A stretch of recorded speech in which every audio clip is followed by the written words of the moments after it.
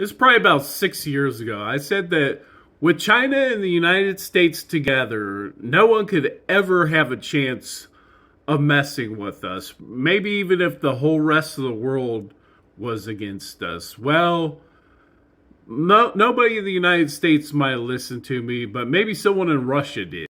And anybody who watches my content knows that I'm pretty pro China, and I've given the TikTok challenge to challenge anybody to send me a valid actual article that says, oh, China fired bombs on this country and killed this many people, or their police fired on this crowd and killed this many people in our lifetime, not Tiananmen Square. No one could give it to me.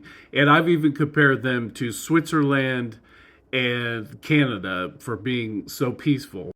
But they just crossed the line. If they continue down it, I just won't be able to be pro China because they have just announced that they were going to be doing naval military drills, China, Iran, and Russia.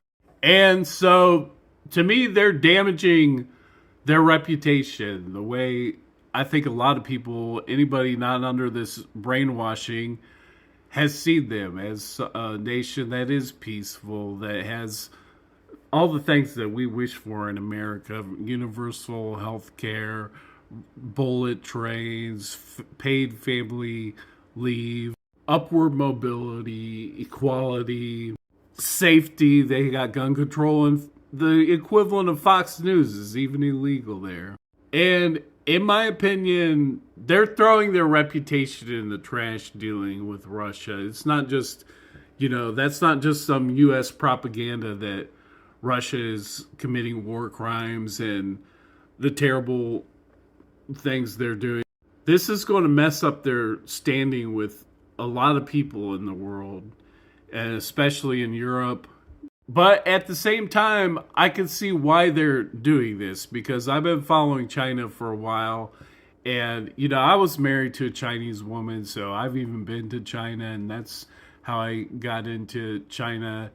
And, this whole time for the last probably like 6 years, they've been convinced that the United States is going to wants to go to war with them. And I thought they were crazy at first, but I kept seeing the pattern. And like, I've been watching these hearings, and there's even one, the China threat, and that, the military ones, they must have mentioned the word China like 100 times. And that's not something new. It's been a ongoing political campaign to basically sell a war on China to not only the American people, but even people in the government.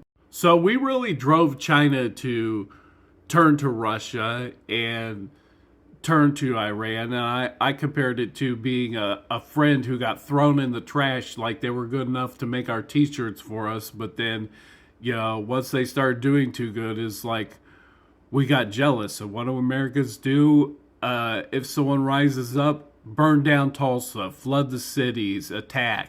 And the anti-China policy, everything I've been saying actually turned out to be true. And especially when we went to proxy war with Russia, I even was trying to lobby Biden, man, make sure China's on our side. They have a lot of so much manufacturing capacity, and that's a big part of wars. And when Biden got back from Ukraine, I was trying to tell him, get back on the jet, go to China and make sure they're on our side. Or at least not building planes and supplying Russia and being on their side. All this anti-China stuff, it screwed us. It screwed us really badly, actually. And maybe it's not too late, but Biden would have to get on the plane to China and not act like he's the controller of the whole world, and actually go there as a friend and see what can be done. And from China's perspective, I mean, now they got quite a team: Russia, China, Iran, Saudi Arabia. And not to mention, they've been getting a lot of other influence in Africa and different regions lately. through just diplomacy and business, something that I guess America forgot how to do. And when I look back on the sequence of events, I think that Trump's anti-China plan was a pro-Russian plan all this time, designed for exactly this moment to push China into the arms of Russia. And this is also really bad news for the Union Army because, with half of our country trying to sell to Russia, it'd be much better. You'd much rather be Chinese than live under the Russian government for all the reasons I was talking about earlier.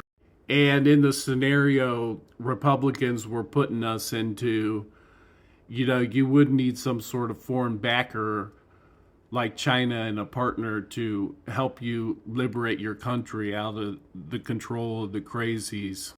We might have passed the point of no return here, and I would still advise Biden just get on the plane.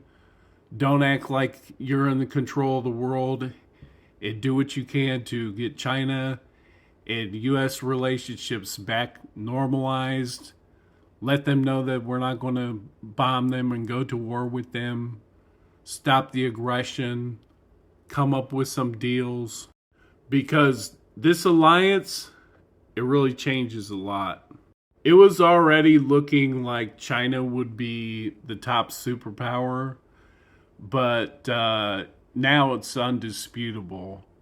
They will be the top superpower easily. But if you're China watching, you could still be just as powerful, partnered with the United States, and your reputation won't be dirt. If you're dealing with the Russians, you're going to lose a lot of standing and legitimacy in the world.